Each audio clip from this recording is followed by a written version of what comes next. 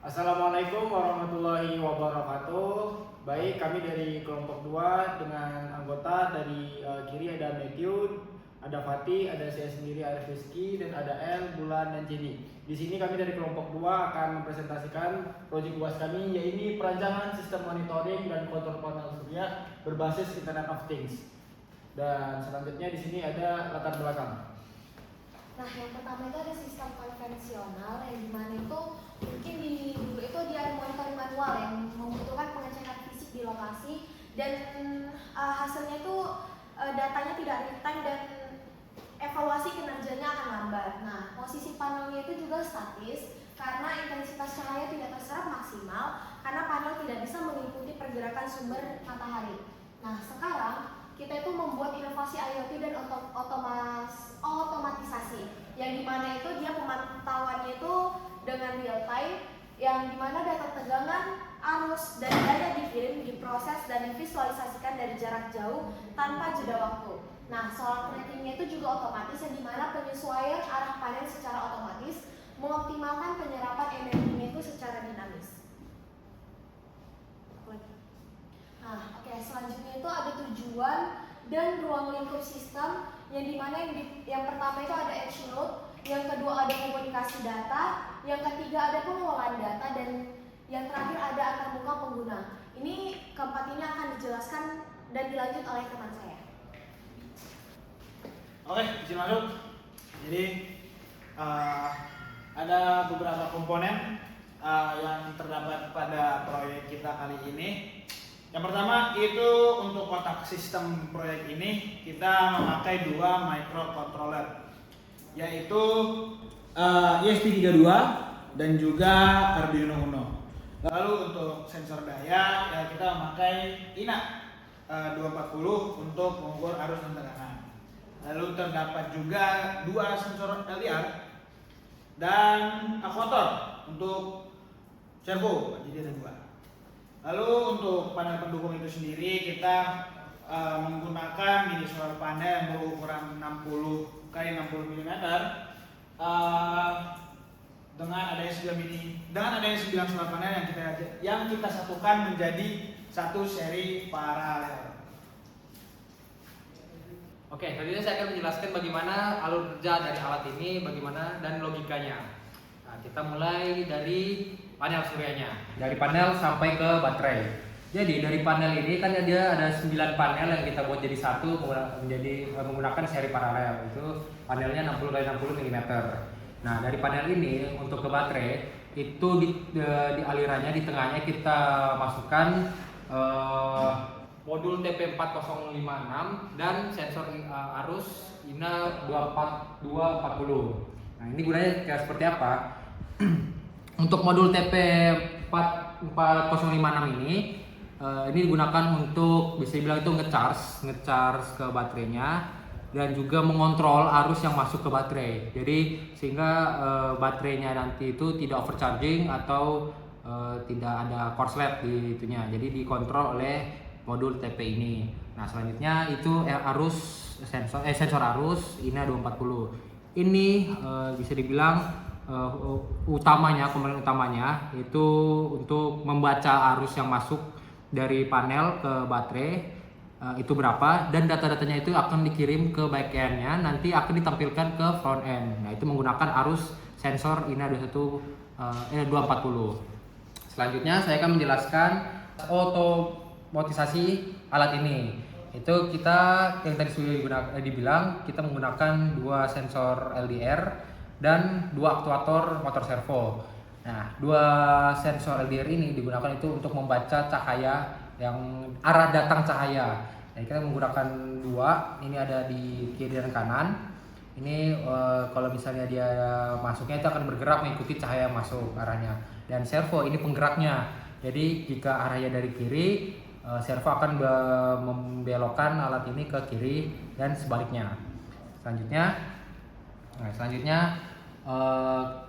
ini semua itu digerakkan menggunakan ESP32 untuk otomatisasinya itu. Nah, di sini ada LED. 2 LED ini digunakan untuk memberitahu pergerakan alat ini. Jadi misalnya jika dia hijau, itu berarti alat ini sedang diam, dalam kondisi diam. dan sedang menerima cahaya seperti biasa dalam kondisi diam. Nah, jika nanti akan bergerak dia akan berwarna biru, muncul warna biru itu pada saat dia bergerak. Nah, di sini kita ada menggunakan Arduino Uno, itu digunakan untuk step up daya dari baterai ke ESP32 seperti itu. Nah, selanjutnya kita akan melihat secara singkat, kita akan masuk ke penjelasan back end yang akan dijelaskan oleh kawan kami. Oke, untuk backend sendiri, yang pertama kita akan mengkoneksikan si ESP-nya ini dengan WiFi agar si ESP ini bisa mengirim data ke broker. Jadi untuk WiFi-nya sendiri ini kita menggunakan WiFi pribadi dengan konfigurasi di awal. Selanjutnya kita menggunakan Hive MQ Cloud. Di sini caranya itu kita mengkonfigurasi semua host, port, dan user dari si MQTT ini. Dan selanjutnya semua data-data yang ada nanti bakal dikirim ke topik sensor, heliotrack, solar, sensor. Dan untuk topik untuk mengkontrolnya itu kita kirim ke heliotrack, solar, control. Nah, selanjutnya di sini ini untuk database-nya sendiri. Nah, dan untuk desain dari database-nya di sini ada monitoring log, ada device, ada user, dan ada event logs. Nah, user sendiri ini kita gunakan untuk login. Jadi di sini ada ID user, username, dan password. Selanjutnya untuk monitoring log sendiri, ini untuk memonitoring setiap edge atau setiap node atau perangkat yang bekerja. Nah, untuk khususnya lagi di sini ada ID dari device-nya, tegangan yang berjalan, arus yang berjalan, dan di sini ada daya masuk dari solar panel ke baterainya dan ada daya keluar. Selanjutnya yang terakhir di sini ada untuk sudut servonya. Dan ini semua digabungkan ke tabel device dengan ada ID device, ID user, nama panel, dan di sini ada status. Status terbagi menjadi 3, ada normal, warning, dan offline. Selanjutnya ada lokasi, dan yang terakhir di sini ada table dari event logs. Di sini ada ID event, ada ID device, dan ada eventnya yang terjadi saat itu juga, dan ada description-nya. Dan ini semua terarah ke broker dari Hive MQ-nya ini sendiri dengan URL, TLS, dan port di 883, dan untuk WebSocket-nya di 884. Dan selanjutnya di sini semua data yang ada di broker itu akan diterima di dashboard ini. Selanjutnya penjelasan dashboard akan dijelaskan oleh tim frontend. Oke, baik, yang pertama akan dijelaskan terlebih dahulu di halaman login-nya. Di sini adalah halaman untuk autentikasi usernya, yang mana kita di sini hanya menggunakan satu user yaitu admin. Masuk login, kemudian akan langsung ditampilkan halaman dashboardnya. Nah,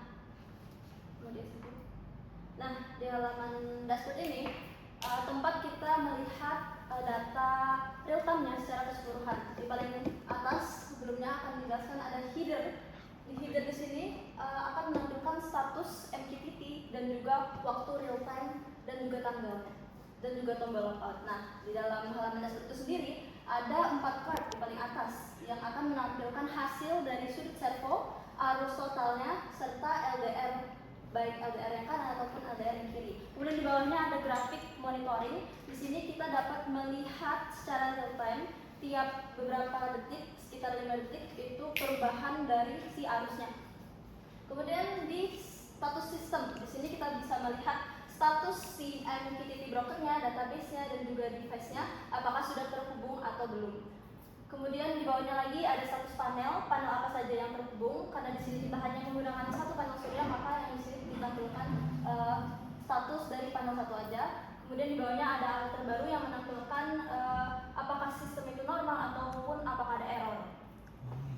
Kemudian lanjut ke halaman berikutnya, ada halaman panel, yang mana di sini akan ditampilkan data dari tiap panel. Karena sudah disebutkan sebelumnya kita hanya menggunakan satu panel, jadi di sini hanya terdapat satu baris panel, yaitu panel 1. Terdapat statusnya yaitu normal, sudut servo, arus, LDR-nya, dan juga update terakhir dari si panel tersebut. Di bagian atas juga diberi keterangan ada berapa unit panel yang terhubung dan ada berapa juga yang offline. Selanjutnya di halaman kontrol, di sini ada beberapa konfigurasi status sistem, yaitu ada ESP, ada MQTT, tracing, dan interval publish. Nah, di sini ada delay, di mana status ESP ini masih tertera offline karena memang ada delay dari backend ke frontend-nya. Lalu ada MQTT brokernya sudah connected. Nah, ini bisa dilihat status ESP-nya yang tadinya offline jadi online. Lalu ada trackingnya, kita menggunakan tracking manual, dan interval publish-nya 5 detik. Lalu kita juga bisa mengontrol ESP-nya, mau kita restart jika terjadi delay atau misal terjadi gangguan bisa kita lakukan restart. Dan di halaman terakhir ada setting. Di sini kita memasukkan MQTT configuration dan kita bisa melihat sistem informationnya seperti di halaman dashboard. Nah, tapi di halaman setting ini memang fokusnya adalah untuk konfigurasi dengan MQTT. Di sini ada beberapa URL atau informasi kita masukkan, yaitu ada broker URL, client ID, password, topic sensor, port, username, dan juga topic control. Dan keseluruhan informasi ini kita dapatkan dari backend. Lalu di sini juga tertera status dari MQTT broker, database, dan version dari website kita. Dan jika dilakukan perubahan, kita bisa menyimpan perubahannya di tombol simpan pengaturan. Dan jika ingin mereload, kita bisa melakukan muat ulang atau reload manual di reload this page. Mungkin untuk selanjutnya kita akan menjelaskan bagaimana sistem terima data dari alat kita menuju front end.